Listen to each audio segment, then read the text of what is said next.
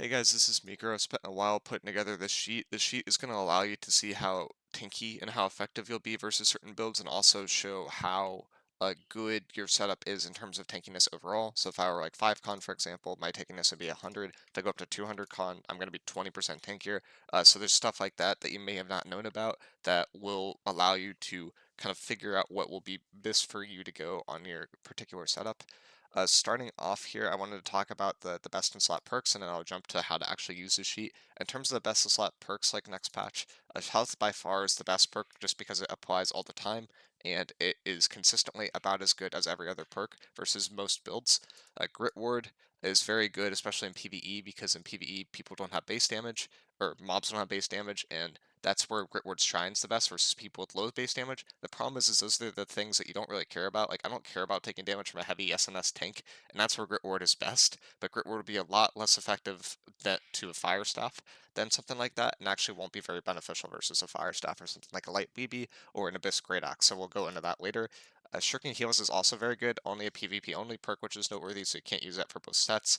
The problem with Shrinking Heals is it won't apply, like if you are at full HP and you dodge an effect, that will take your Shrinking Heals cooldown.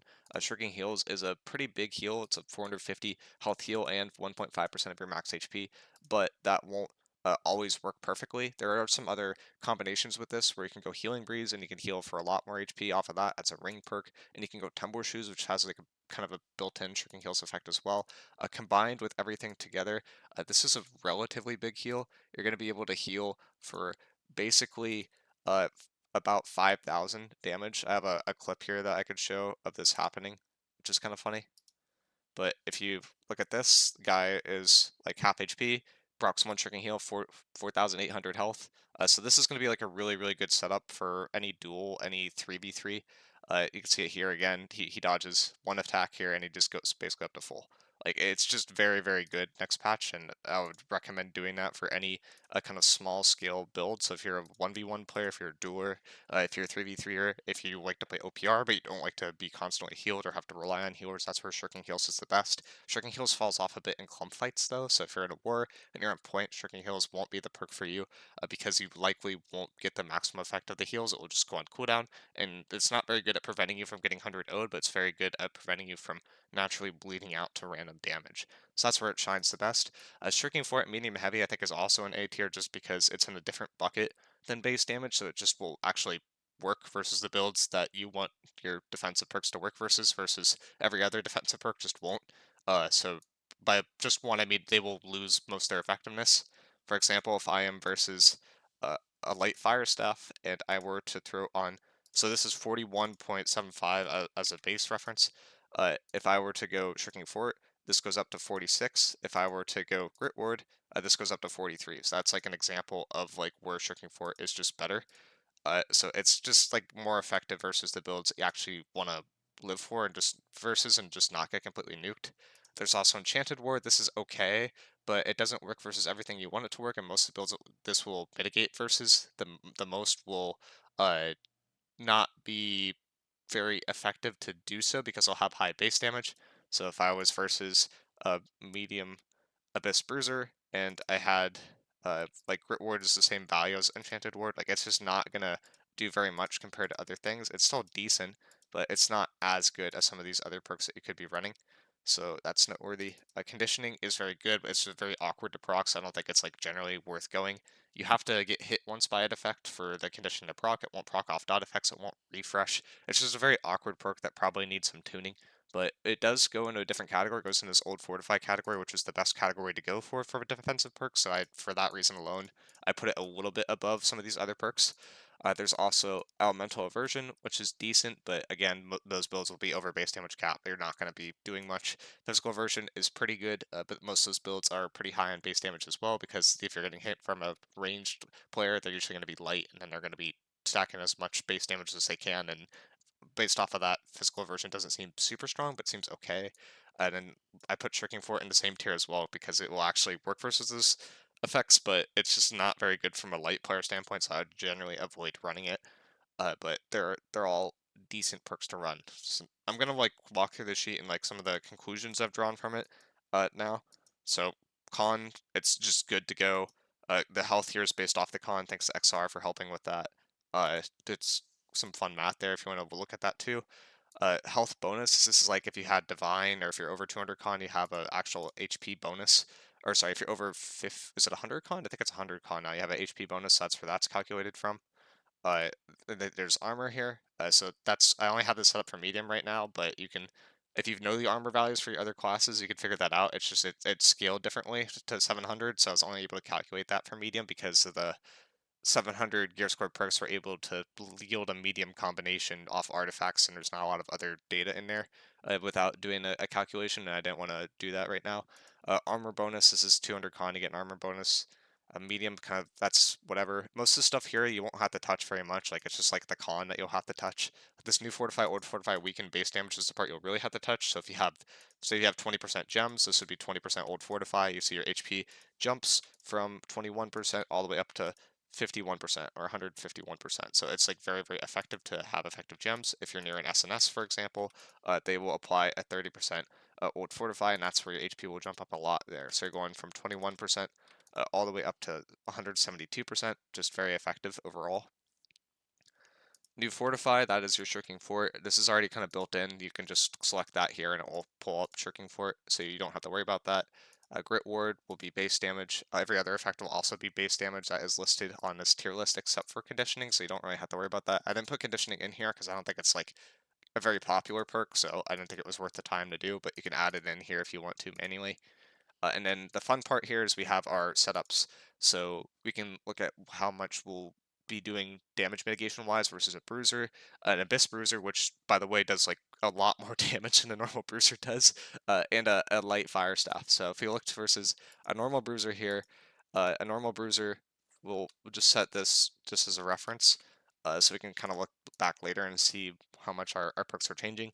They are at Empower Cap. They have a decent amount of base damage from a variety of effects that are just meta on Bruiser gear. I'm doing this for Great Axe right now. If we were to put on health, you could, like, for all the health effects, you see our HP goes up by about 9% here. But if we compare that to this and we do, what do you call it? This divided by that, round it, and that, this is me just doing math. Sorry, guys. Uh, and I think I need to do 4 there. So you can see that our HP goes up by about 117% if we were to throw on health versus not having health, which is really useful. An amulet will make it go up by about 6%. An armor will make it go up by 11%. So it's just like a very good perk to go. If we were to go for Shrinking Fort, our HP only goes up by 12% there, which is why I think that health is a little bit better, because this is assuming that Shrinking Fort has 100% uptime, and it just won't. Grit Ward's a little bit better versus the setup because the base damage isn't that high, but still is pretty high. So it's a little bit better than Shrinking Fort, but versus most of the things you want to worry about, Grit Ward is not very good. Shrinking Heals itself is pretty effective. That's 20% extra. If we were to throw on max health, so we're at 117%, and we were to go on Shrinking Heals, it goes up a little bit more, so it's like 21% versus 20% because you're going to heal an additional amount off that max HP that you're gaining, so that's like kind of a cool niche condition. And overall, like if you're versus this setup, you'd want Grit Ward or a defensive perk, you'd want your HP. And if you had Shrinking Heals as well, you'd be like basically 60% more effective without even touching the gem column. If I'm like near an SNS, throw that on top of a 30 on top of that, you see my HP jumps up a lot more than all these effects combined. If I were to slot 20 gem slots and be versus an SNS, it would break my sheet because I forgot to code that in, but I can fix that after. But we could do like 49.99, I'm pretty sure, and that would work. Yeah, so it's just like very, very effective to have old Fortify is basically the TLDR from this. But moving on to some of the other setups here, if we can do the calculation off Abyss Bruiser later too, but if we were to go versus a light fire staff, light fire staffs have almost no heaven power cap, but have very high base damage. It's also noteworthy that crits will go above this base damage cap and will calculate damage too. So fire staffs like to crit a lot. They like to crit for a lot of damage. You're going to be taking a lot of damage from fire staff based off base damage and crits. So something like elemental version is basically not effective at all versus a fire staff. It's effectively not going to really mitigate any damage. So I just would be very careful going for that setup, but it is okay to do. Blunderbuss will be a similar thing where you'll just struggle with that problem, but Blunderbuss don't crit at least, so the base damage will be slightly more effective versus a Blunderbuss. But You have very high in power versus this. If you're versus a fire staff, you can see that Grit Ward will only make this go up by a very small amount. So this is a 41.75 now. So if I were to put on Grit Ward, that goes up by 4.7%. If I were to put on Shirking Fort, it goes up by 12%. That's where you can see that Shirking Fort is kind of a tier above Grit Ward in terms of PvP, but in PvE, we're in a spot versus something that does not have a lot of base damage. That's where a Grit Ward is a lot better than something like Shirking Fort. So it just depends on what like circumstance you're fighting to what perk is necessarily best in slot for you.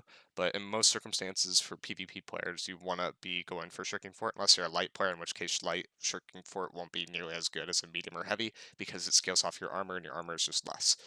Uh, so moving on to the kind of the fun one here for a versus an Abyss Bruiser.